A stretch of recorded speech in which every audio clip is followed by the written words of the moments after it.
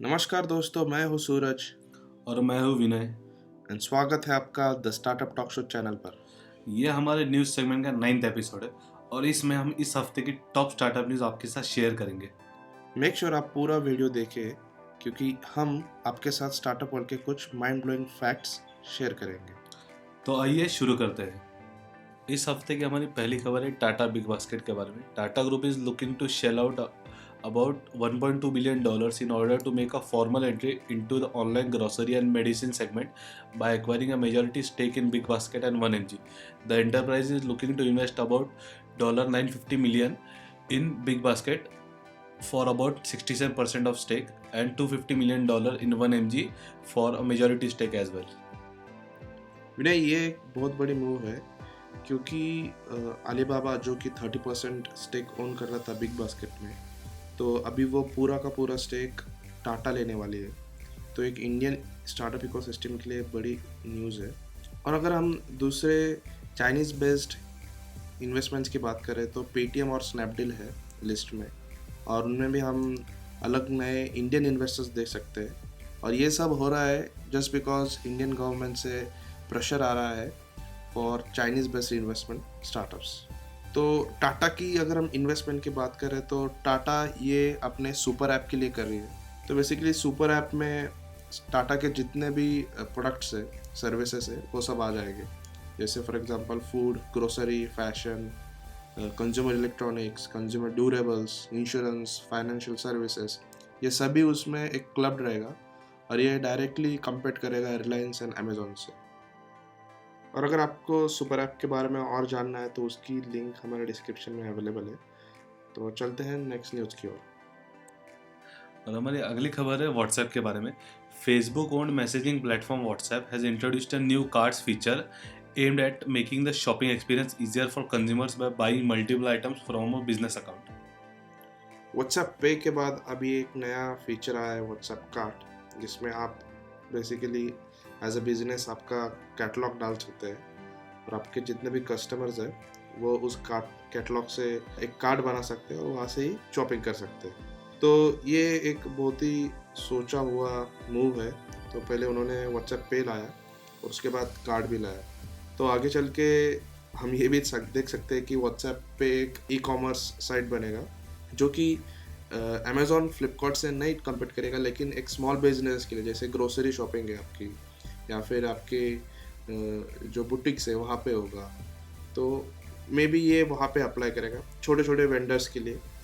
और अगर हम दूसरे यूज़ केसेस की बात करें तो कल जाके दूध वाले भैया भी उनका एक कैटलॉग क्रिएट कर सकते हैं जिसमें वो पनीर, दही और बटर मिल्क ऐसे बहुत सारे आइटम्स ऐड करेंगे। तो ऐसे कुछ अलग अलग यूज़ केसेस बाहर निकलेंगे और ये फीचर जो है वो 8 दिसंबर से ग्लोबली लाइव हो चुका है और इंडिया में भी अवेलेबल है। तो देखते हैं इंडियन इकोसिस्टम जो है स्मॉल वेंडर्स की, तो वो कैसे चेंज होती है। तो let's move on to next news. हमारी अगली खबर है इरोस नाउ के बारे में। In order to make up for the demand of content during the lockdown, entertainment company Eros is looking to add 46 new titles to its video streaming platform Eros Now by the end of 2021 to expand its reach across India and international markets. तो हमको सबको पता है कि इस pandemic में OTT platforms को एक बड़ा ट्रैक्शन मिला था, बहुत सारे यूजर्स इन्होंने गेन किए थे। तो दो तीन ऐसे बड़े बड़े नाम है, डिज्नी है, डिज्नी हॉटस्टार है, फिर नेटफ्लिक्स है, और अभी इरोस नाउ जो उनका डेब्यूट कर रहा है उनके नए प्रोजेक्ट्स के साथ। इरोस नाउ क्लेम करता है कि उनके पास 36.2 मिलियन पेड सब्सक्राइबर्स है और उनके टोटल रजिस्टर्ड वर्ल्ड वाइड जो कस्टमर बेस है वो लगभग 211 मिलियन है। और इसी हफ्ते डिज्नी हॉटस्टार ने भी अनाउंस किया था कि उनके पास ऑलमोस्ट 26 मिलियन सब्सक्राइबर्स ऐड हुए हैं और वो रैपिडली ग्रो कर रहे हैं फ्रॉम द पास्ट क्वार्टर्स। और अगर हम इरोस के नए प्रोजेक्ट्स की बात करें तो वो नई 33 फिल्म प्रीमियर्स ऐड करने वाले हैं। उनकी नई 13 ओरिजिनल सीरीज़ आने वाली है जो कि डिफरेंट लैंग्वेजेस में रहेंगी। और उन्होंने बड़े बड़े स्टार्स जैसे नवाज सिद्दीकी, पंकज त्रिपाठी और राजकुमार राव के साथ भी डिस्कशन स्टार्ट किया है। ओटीटी प्लेटफॉर्म्स एक बड़ा मार्केट है। हमने लास्ट वीक में भी देखा था कि नेटफ्लिक्स ने सैटरडे और संडे फ्री रखा था नेटफ्लिक्स ऐप के लिए, और उसमें उन्होंने लगभग 8 लाख उनके ऐप डाउनलोड्स बढ़े। तो देखते हैं हीरोस नाउ कैसे वो मार्केट कैप्चर करता है नेटफ्लिक्स से और हॉटस्टार से। तो चलते हैं नेक्स्ट न्यूज़ की ओर। तो हमारी अगली खबर इलेक्ट्रिक व्हीकल के बारे में। Delhi government has form an electric vehicle forum to bring stakeholders on the same page of its EV policy. The stakeholders would include EV manufacturers, fleet operators, and charging point operators. The government will also hold its first meeting on December 18, 2020. अगर अब Indian electric vehicle की बात करें तो एक ही state बाहर आता है जो है दिल्ली। दिल्ली गवर्नमेंट ने हमेशा कुछ ना कुछ प्रोग्राम्स किए हैं जिससे इलेक्ट्रिक व्हीकल जो है वो बूस्ट हो उनके स्टेट में। तो हाल ही में उन्होंने इलेक्ट्रिक बाइसिकल भी लॉन्च किया था जो कि गवर्नमेंट स्पॉन्सर्ड था। उसके पहले उन्होंने जो गवर्नमेंट टैक्सेस थे वो भी कम किए थे, सब्सिडीज़ भी प्रोवाइड की थी।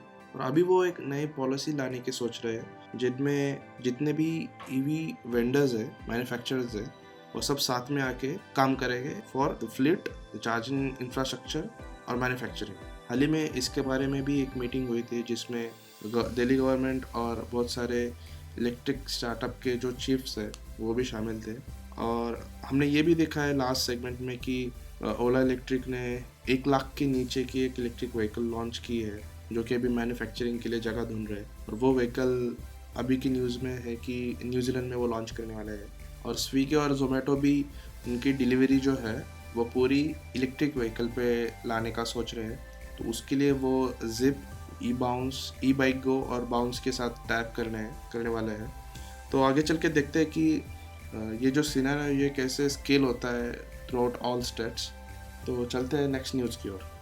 और हमारी अगली खबर है डिजिटल वोटर आईडी के बारे में। The election commission of India is reportedly considering providing election photo identity cards in a digital format to the voters for easier accessibility and faster delivery of electoral services. However, the department has not taken the final call in this regard yet. तो हमें सबको पता है कि voter ID का कैसे misuse होता है इलेक्शन के दौरान।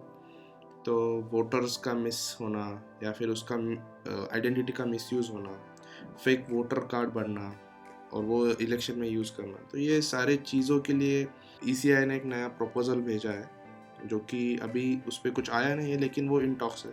और अगस्त में भी ECI ने एक ऐसा ही प्रपोजल भेजा था जिसमें उन्होंने ब्लॉकचेन टेक्नोलॉजी यूज़ करके रिमोटली वोटिंग करने का प्रपोज किया था। तो देखते हैं कि ये कैसा वर्कआउट होता है। लेकिन एक बात अच्छी है कि ECI और हमारी जो गवर्नमेंट संस्था है वो टेक्नोलॉजिकल सॉल्यूशंस की ओर चल रही है। तो आगे चल के देखते हैं कि ये प्रपोजल पे कैसे फीडबैक आते हैं। ठीक है, चलते हैं नेक्स्ट सेगमेंट की ओर। हमारा नेक्स्ट सेगमेंट है fun fact. Amazon.com employees spend 2 days every 2 years working at the customer service desk, even the CEO, in order to help all workers understand the customer service process. तो इस fun fact के अनुसार Amazon.com के जो भी employees है वो हर 2 साल में अपने 2 days as a customer service desk पे बिताते हैं जिससे उन्हें कस्टमर सर्विस की प्रोसेस ठीक से समझ आए। और जो कि अमेज़न की CEO है जेफ बेजोस, वो भी हर 2 साल में अपने 2 days as a customer service desk पे बिताते हैं। तो दोस्तों ये थी हमारी वीकली टॉप स्टार्टअप न्यूज़। अगर आपको वीडियो पसंद आएगा तो इस वीडियो को लाइक, कमेंट और अपने दोस्तों के शेयर ज़रूर कीजिए। और the startup talk show channel को सब्सक्राइब करना भूलिए मत और उसी के साथ बेल आइकन प्रेस कीजिए। So that's it, keep inventing, bye bye.